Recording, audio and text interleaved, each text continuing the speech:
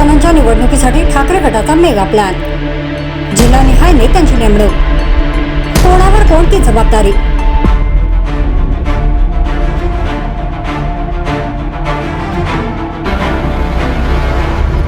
महाराष्ट्रात आगामी काळात होणाऱ्या स्थानिक स्वराज्य संस्थांच्या निवडणुकीला सामोरे जाण्यासाठी ठाकरे गटाकडून नेत्यांवर जबाबदारी सोपवण्यात आली आहे. काल 17 मे रोजी शिवसेना भवन येथे झालेल्या बैठकीनंतर नेते, उपनेते आणि राज्य संघटक यांच्यावर आगामी स्थानिक स्वराज्य संस्थेच्या निवडणुकीच्या पार्श्वभूमीवर जबाबदारी सोपवण्यात आल्याची माहिती समोर आली आहे. जबाबदारी देण्यात आलेल्या भागाची माहिती तसेच स्थानिक पातळीवर वाढ अथवा कोणते मतदारसंघ लढायला हवे याची देखील माहिती मागवण्यात आली असून याचा अहवाल 19 जूनपर्यंत शिवसेना भवन येथे सादर करण्याचे आदेश देण्यात आले आहेत.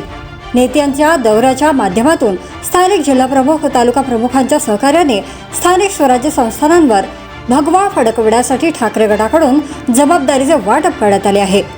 ज्या नेत्यांना ज्या जिल्ह्याची जबाबदारी देण्यात आली त्या स्थानिक स्वराज्य संस्थेची भौगोलिक, सामाजिक आणि राजकीय माहिती घेण्याचे शिवसेना भवन येथून आदेश असून राज्यात शिवसेनेचे संघटन मजबूत आहे का याची माहिती तसेच 2012 आणि 2017च्या महापालिकेच्या मतदारसंघात कोणत्या स्थितीत आहेत याची माहिती जमा करण्यात सांगण्यात आले.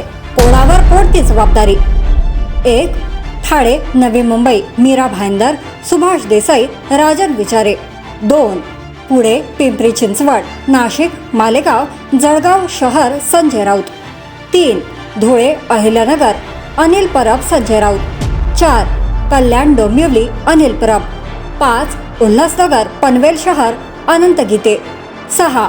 अमरावती, अकोला, अरविंद सावंत. 7. नागपूर, चंद्रपूर, भास्कर जाधव. 8. वसई, विरार शहर, भिवंडी, निजामपूर शहर, विनायक राऊत. 9. छत्रपती संभाजीनगर, चंद्रकांत खैरे, अनिल देसाई, अंबादास दानवे. 10. लातूर, सोलापूर, चंद्रकांत खैरे. 11.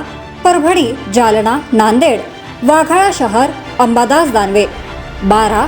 कोल्हापूर, इचलकरंजी, सांगली, मिरज आणि कुपवाड, सुनील प्रभू. जर तुम्ही अजूनही YouTube चॅनलला सबस्क्राईब केलं नसेल तर ते लगेच सबस्क्राईब करा.